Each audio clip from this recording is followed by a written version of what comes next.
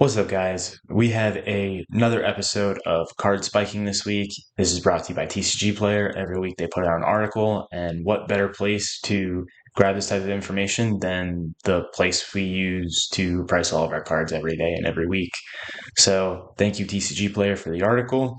And as you can see on the page, the article literally starts with finally, Pokemon Market takes a breath.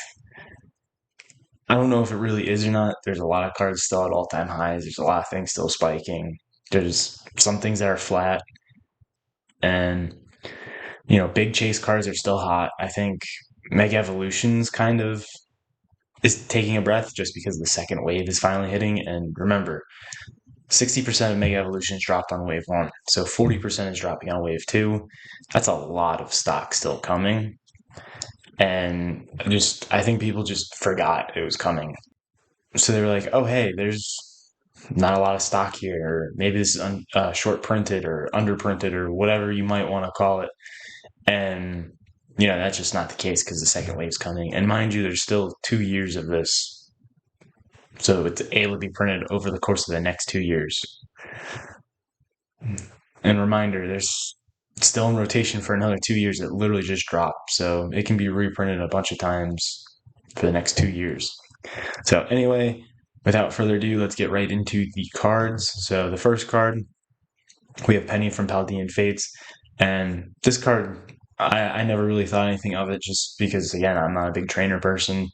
But you got Umbreon in there. You got the little Eevee in the Pokeball. Like, it's actually a really good artwork. Anything Umbreon, everybody already knows Umbreon's like the number one favorite. So anything Umbreon usually does really, really well. And as we can see in the last month, it's up 73%. Started off about $17, $16, and we're just cooking. We're cooking up to $30. Let's see what this was a year ago. I think this was like a $5 card, $8 card a year ago. So yeah, I mean, there's a lot of people that called this out back then. $7. That's a pretty good pickup for $7, but for almost 40, uh, I would say otherwise. Let's see what the recent sales are here. Yeah, there's recent sales at 40. So $40, I don't think I would pick that up. I'd expect this to come crashing down a little bit, but it's on the move. Next, we have Team Rocket's Meowth, and honestly, this is no shocker. This is a fantastic card, great artwork. Very nostalgia for people who grew up, and I don't know, I like the card a lot. I'm a huge fan of it. Meowth's not the most popular, but just because of the nostalgia with, Jesse James and Meowth and Team Rocket, and I understand it. Because we're up 18% on the last 3 months, it's at $31. It's, again, great card from a great set, Best in Rivals. It's the number one set in Scarlet Violet that has a booster box. So there's a ton of depth, a lot of good chases, as we'll see in a little bit. Can this card push up to $50? I think over time it can. $30 is not a bad price for this at all. We've seen illustration rares go up for a lot more. All right, so we have a Wizards of the Coast Team Rockets Meowth promo, and I think this is just spiking because of the previous card we just saw. So, when Mega Evolutions was announced and we started getting Mega Evolutions, all those Mega Evolutions cards started to spike in price. They started going crazy. And I think we're seeing something similar with this where, that illustration rare is getting more popular. It's starting to pop off. So you're going to look at the other cards that are kind of similar, kind of go with it. And what better card than this? And it's a promo, which is the Coast promo. I'm not 100% sure how you got this one. But as you can see in the last 3 months, it's up 117%. What's in the last month? 49% in the last month. And you can kind of tell it's from a big buyout here in the middle of October. It was at $15 and 82 items sold. So that's a huge buyout versus, your normal couple items every day, 1, 3, etc. So be on the lookout for that massive buyout. I'd be interested to see if it holds on to this price point. But yeah, I love seeing this on here. I love seeing people going to the older vintage stuff all the time. This is great to see.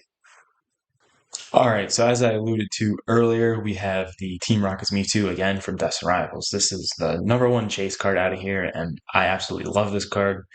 I know at first people were like, oh, the art's kind of crappy, whatever. And I mean, it's Giovanni and Mewtwo. You really can't beat that in an art.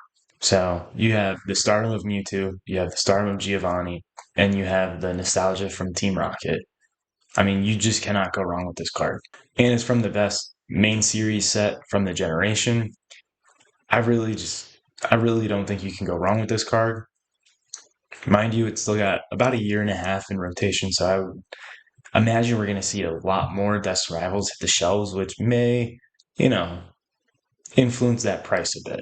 As we can see in the last 3 months, it's up 63%. Where was it? It was at $340, and now we're sitting at $582. Mm. This is the top set from the. This is the top main series set from the generation. Top chase card from the top set. You really just can't go wrong with this. I love this card. I'm so happy I pulled it, but glad to see that that's spiking. All right, now we're going to a rainbow card. We have the Rayquaza VMAX from Evolving Skies. And honestly, what does Evolving Skies not have? It has everything you could really imagine you want. Dragonites, Rayquazas, Umbreon, Evolutions, Noivern. Like it has so many. There's so much star power in this set, and there's so many different hits of them. You have the SI, the alt arts, you have the full arts. It's just crazy the amount of depth in this set. But rainbow rares weren't really ever that popular. Whatever reason, people just did not like the rainbow rares. So I'm a little surprised to see this starting to spike in price, and it's up 50% over the last month. We're sitting at $70. I guess it just goes to show you that any card with stardom, so again, Rayquaza, Pikachu, Mewtwo, Charizard, any card with that type of star power is just a ticking time bomb. It's just ready to explode.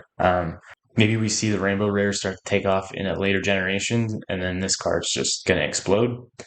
Waiting to see that something like that happen. I know we just kind of started seeing gold cards pick up because of Mega Evolutions with the new gold cards, so you never know what's gonna happen.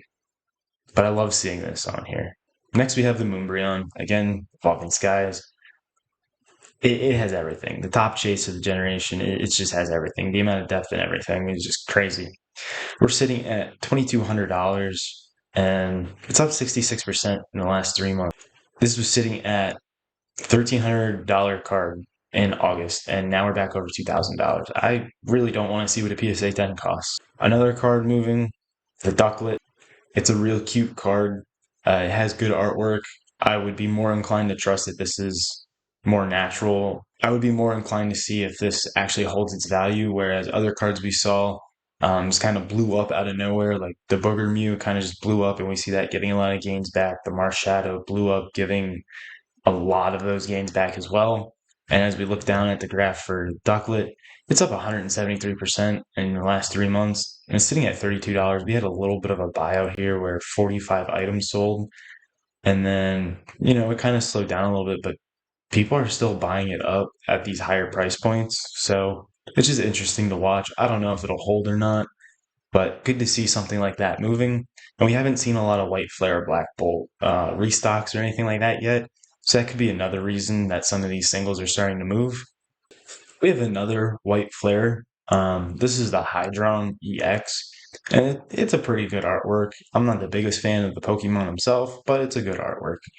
And we're up about 18% on the last month. I'm not really sure what's going on with this big dip here in the graph, but it was sitting at $81, and now we're right about $100. Um, Again, I haven't seen a whole lot of stock of White Flare and Black Bolt after the initial, release came out.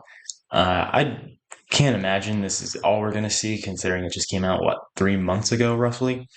So it's still got right about 2 years before rotation hits, and it'll be out of rotation. So expect to see more of this coming. I do remember hearing some rumors that White Flare and Black Bolt were going to be short printed, but there's no weight to any of that. So again, good artwork. I'd be curious to see if this holds on to that $100 price point.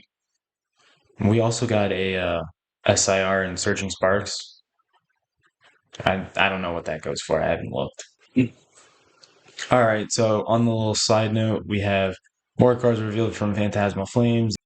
So we have the Paldean Wooper, which is a absolutely beautiful card. These were originally Japanese exclusive, but obviously now they're not. We're getting them in Phantasmal Flames, and this just shows that a lot of the Japanese exclusive cards are extremely risky. That the Meowth, which we're going to look at right now, this was like a $400 or $500 card in a PSA 10 in Japanese, and now that's been announced that it's coming out in English.